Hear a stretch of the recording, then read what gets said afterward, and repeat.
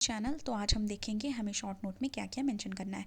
पहला हमारा आया है parliament is north star of democracy. ऐसा वाइस प्रेसिडेंट जो हैं हमारे, उन्होंने ये चीज़ बोली है राज्यसभा में, तो उसके बारे में हम यहाँ डिस्कस करने वाले हैं।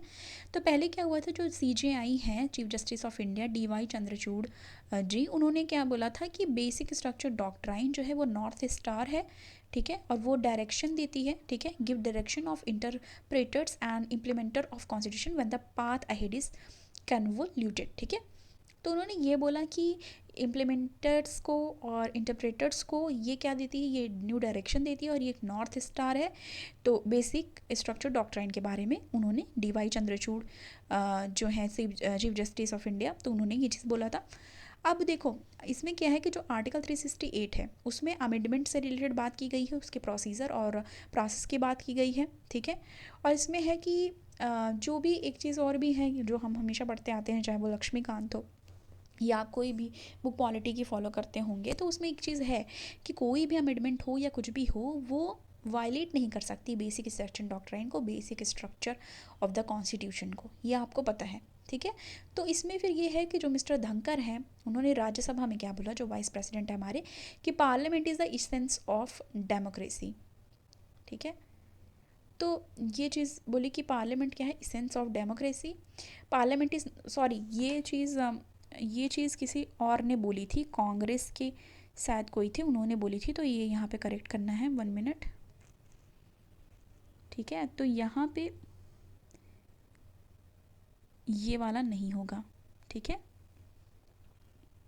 ये बोला तो गया है, ये बोला गया है, ठीक है, पर इन्होंने नहीं बोला है, ठीक है, इन्होंने नहीं बोला है, ये इन्होंने ये बोला है। 1 मिनट, सॉरी, अभी कन्फ्यूज़न बहुत ज़्यादा हो गई होगी आपको, इसके लिए सॉरी। देखो तो यहाँ पे ये देखो कि जो ये है मिस्टर धनखड़, जो राज्यसभा में उन्होंने बोला है, उन्होंने ये बोला है कि parliament is north star of democracy, ठीक है। ये चीज़ इन्होंने नहीं बोली है, पर ये चीज़ बोली गई है, MP हैं, उन्होंने बोली है, ठीक है। तो ये चीज़ याद रखनी है, ओके।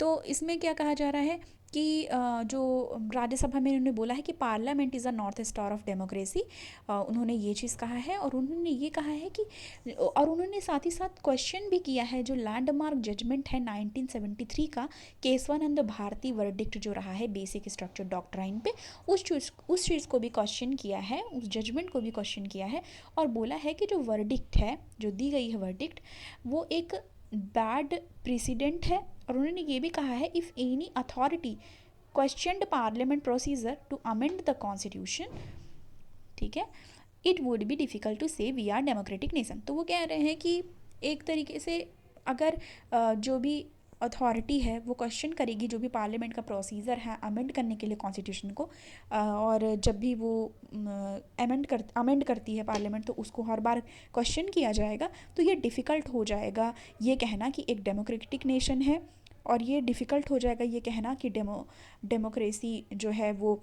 सही से वर्क कर रही है। उनके कहने का मतलब ये है, ठीक है। नेक्स्ट हमारा है यहाँ पे बात हो रही है, India to showcase success in rural and archaeological tourism at G20 meeting. तो इंडिया क्या करने वाली है, शोकेस करने वाली है जो भी सक्सेस रही हैं रूरल और आर्कोलॉजिकल टूरिज्म का, वो G20 मीटिंग में, ठीक है। अब जिसमें है लातपुरा खास विलेज MP का, वो शोकेस किया जाएगा, और खोनोमा विलेज नागालैंड का, और हेरिटेज साइट जो हमारा है ढोलावीरा उसको।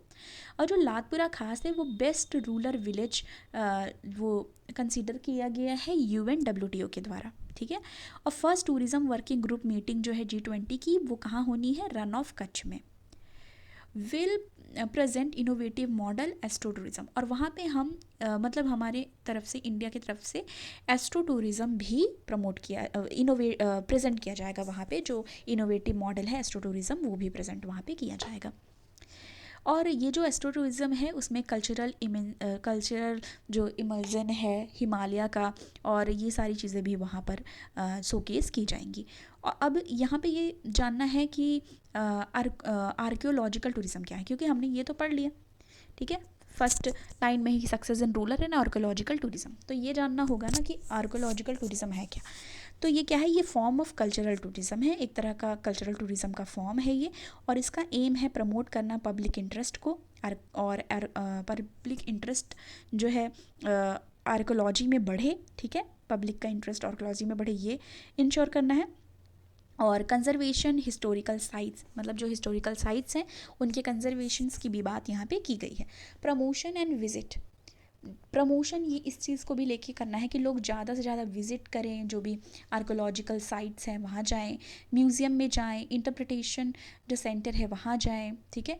रीडिस्कवरीज़ भी प्रमोट की जाएंगी, इंडिजिनस जो प्रोडक्ट हैं वो भी प्रमोट किए जाएंगे, वो भी प्रमोट होंगे ही अगर ये सारी चीज़ें वहाँ पे शो की जाएगी तो लोग वहाँ मतलब जाना चाहेंगे, देखना चाहेंगे, ठीक है। फेस्टिवल्स को भी प्रमोट किया जाएगा, थिएटर्स, ये सारी चीज़ें भी प्रमोट की जाएंगी।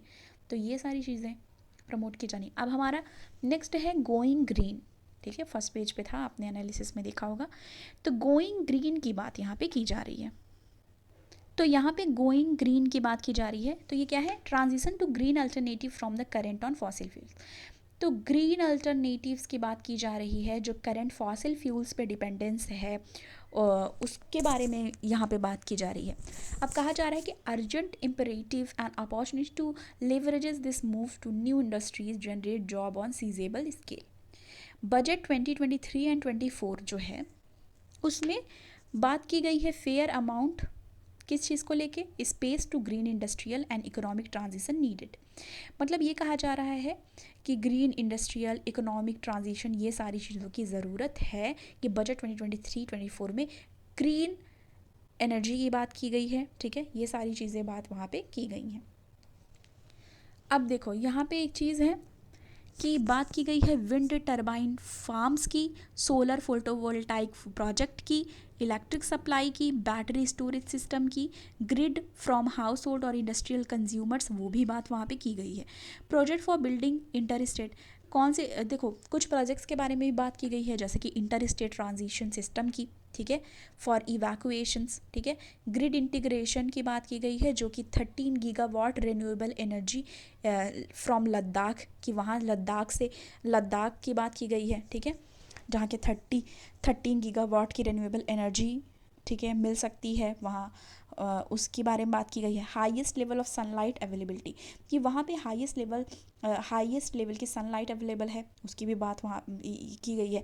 अब ये लद्दाख देखो इम्पॉर्टेंट किन किन चीज़ों में हो गया, आपने ये तो देखा, रिन्यूएबल एनर्जी देखा, ठीक है, सनलाइट अवेलेबिलिटी देखा, साथ ही साथ लद्दाख के बारे में ये कहा जा रहा है कि आइडियल लोकेशन है, किस साइट को लेके, ideal location to site photovoltaic arrays. तो फोटोवोल्टाइक के लिए भी एक आइडियल लोकेशन है, और साथ ही साथ प्रोड्यूस करने के लिए सस्टेंशियल कैपेसिटी के सोलर पावर को, ठीक है, सब्सटेंशियल कैपेसिटी की सोलर पावर जनरेट करने के लिए भी ये क्या है, कैपेबल है लद्दाख। तो ये सारी चीज़ें थी जो हमारी आज के लिए इम्पॉर्टेंट थी, ठीक है। Thank you so much.